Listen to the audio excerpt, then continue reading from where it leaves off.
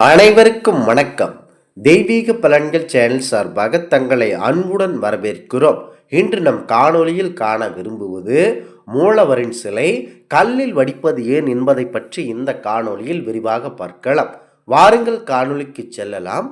மறக்காமல் ஒரு சப்ஸ்கிரைப் செய்யவும். அனைத்து ஆலயங்களிலும் மூலஸ்தான திருவுருவம் கல்லினாலும் உற்சவ மூர்த்திகள் செம்பினாலும் அதிகம் செம்பு கலந்த ஐம்பொன்னினாலும் அமைக்கப்பட்டுள்ளது.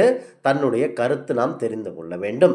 எத்தனையோ கோடிக்கணக்கில் பணம் செலவழித்து கோவிலை கட்டி அந்த காலத்து மன்னர்கள் ஆனாலும் சரி, இந்த காலத்து செல்வந்தர்கள் ஆனாலும் சரி, வெள்ளையினாலும் தங்கத்தினாலும் உருவங்களை அமைக்காமல் கல்லாலும் செம்பாலும் விக்கிரகங்களை அமைக்க காரணம் என்ன என்பதை பற்றி பார்க்கலாம். இந்த உலக நோக்கில் பார்த்தோமேயானால் பொன்னாலும் வெள்ளையினாலும் செய்த விக்கிரகங்களை யார் வேண்டுமானாலும் திருட முற்படலாம். ஆபரணங்களை கருவறையிலேயே தனியே பாதுகாப்பாக வைத்து பூட்டுவது போல விக்கிரகங்களை செய்ய இயலாது. எனவே வெள்ளியினாலும் தங்கத்தினாலும் செய்யப்பட்ட கருங்கல்லாலும் செம்பினாலும் அமைத்தனர். இதனையே விஞ்ஞானம் கண்கொண்டு பார்த்த போதுமானால் கல்லினாலும் செம்பினாலும் உள்ள விக்கிரகங்கள் ஞான சக்தியில் புறப்படும். மூலஸ்தானத்தில் கர்ப்ப கிரகத்தில் உள்ள விக்கிரகங்களை கருங்கல்லால் ஆனவை. புவியில் பல வகை கற்கள் இருந்த போதிலும் கருங்கல் உயர் அதிர்வுகளை அதிகம் உறிஞ்சும் ஆற்றல் கொண்டவை. அடுத்ததாக அதே அதிர்வுகளை வெளித்திரிக்கவும் ஆற்றல் கொண்டவை. ஞானிகள் உடல்களிலிருந்து உயர் அதிர்வுகளை உள்வாங்கி நாம் எவ்வாறு ஆலய வழிபாடு வரும் சாதாரணமாக மாணவர்களுக்கு அதிர்வுகளை வழங்குவோமோ அந்த பணியை கற்சிலைகள் செய்கின்றன.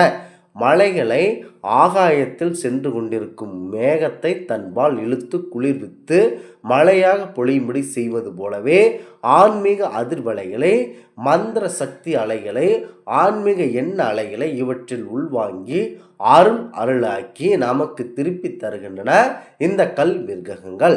கல்லில் பஞ்சபூதங்களின் தலைமைகளும் விசேஷமும் அடங்கி இருக்கின்றன. இதுபோல வெளிப்படுத்துவது போல மற்ற உலோகங்களில் இவ்வாறு இல்லை. பஞ்சபூதங்களான ஆகாயம், காற்று, நெருப்பு, நீர், நிலம். ஆகாயமானது வெளியில் உள்ள சப்த அலைகளை தனக்குத்தானே இழுத்து ஒடுக்கி பின்னர் வெளியிடும் ஆற்றல் கொண்டது. அதே தன்மை கல்லுக்கும் உண்டு. கல் மண்டபங்களிலும் மலை பிரதேசங்களிலும் சப்தங்கள் எதிரொலி ஆவது போல வேறு எந்த இடங்களிலும் எதிரொலி ஆவதில்லை. கல்லுக்குள்ளே காற்று இருக்கிறது. கல்லினுள் தேரைக்கும் சுவாசிக்க காற்று புகுவதற்குள்ளேயே தேரை உயிர் வாழ்கிறது. கல்லிலே நெருப்பும் தங்கி இருக்கிறது. அதனால்தான் பழங்காலத்தில் இரு கற்கள் ஒன்றோடு ஒன்று உராய சென்று நெருப்பினை உண்டாக்கினார்கள். கல்லில் நீர் கசிவதை காணலாம். அதற்கு நீரின் இயல்பான தன்மையே குளிர்ச்சி உண்டாகிறது. அடுத்ததாக அதிகாலையில் கல்லில் அமர்ந்தால் அதன் குச்சி மூல நோய் மருந்தாகும் என்பதே காலையில் கல் என்ற வழக்கு பழமொழியானது உள்ளது.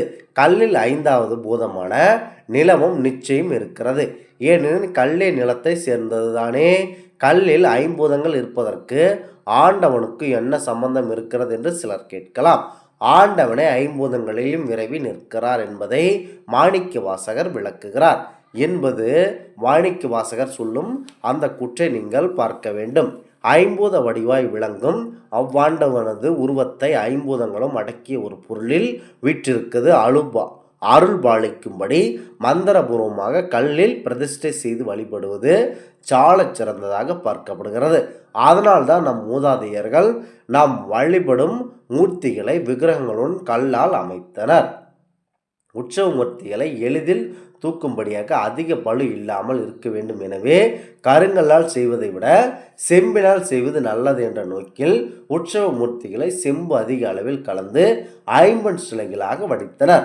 ஐம்பொன் சிலை என்ற பெயருக்கு ஏற்ப மற்ற உலோகங்களை சிறிதளவு கலந்தாலும் கூட இந்த உற்சவ விக்கிரகங்கள் செம்பு விக்கிரகம் என்பதே உண்மை.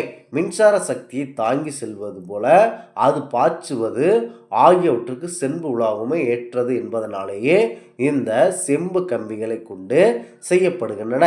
வானில் சப்த அலைகளை கிரகித்து வானொலி பெட்டியில் வழியே ஒளியாக வெளிவர விஞ்ஞானிகள் செம்பு கம்பிகளை பயன்படுத்துகின்றனர். மேலும் ஈயக்கவ்வி எடுக்கும் ஆற்றல் செம்பு துண்டுக்கு இருப்பது போல வேறு எந்த உலோகத்திற்கும் இல்லை. இன்றைய விஞ்ஞானிகள் கடந்த சில நூற்றுக்கணக்கில் கண்டு கையாண்டு வருகின்றனர். இந்த உண்மை நன்மை நம் முன்னோர்கள் பல்லாயிரம் வருஷங்களுக்கு முன்பே கண்டு ஆண்டவனது திருவருள் சக்தியை தன் வசம் இழுத்து வாங்கி கொள்ளவும் தன்னிடம் நிறுத்தி கொள்ளவும் பக்தர்களுக்கு அதன் மூலம் அருள் பாலிக்கவும் செய்து வைக்கின்றன. இந்த ஆன்மீக தகவல் உங்களுக்கு பிடித்து இருந்தால் தெய்வீக பலன்கள் சேனலை கண்டிப்பாக சப்ஸ்கிரைப் செய்து கொள்ளவும். மீண்டும் ஒரு நல்லதொரு காணொளியில் உங்களை சந்திக்கிறோம். நன்றி, வணக்கம்.